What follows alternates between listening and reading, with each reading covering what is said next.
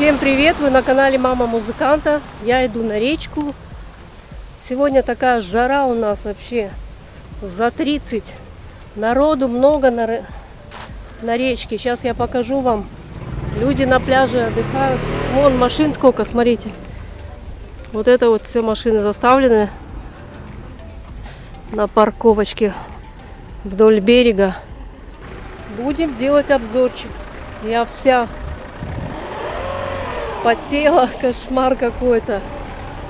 Давно у нас такой жары не было. Весь июнь была холодина, а тут уже 3 дня жара. Все на речке, весь город на речке. Я еле вырулила, представляете, не в тот район зашла и еле выход нашла к реке. Людей как в Адлере, в Сочах, смотрите. Ну не так, конечно, как на югах, но много. Все люди здесь.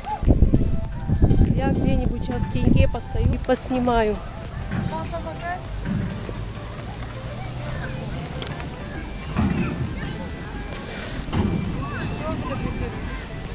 Я блогер. Подписывайтесь на мой канал. А? А вы в контактах есть? Есть. Мама Музыканта, найдите канал. Как? Мама Музыканта. А, да? Прикольно. Да, подпишитесь. Хорошо, подпишись обязательно. Блин, вот, наверное, неделю назад, когда вот помнишь, 3 первых дня было жара, Да. коровы плавали, и мы... Да.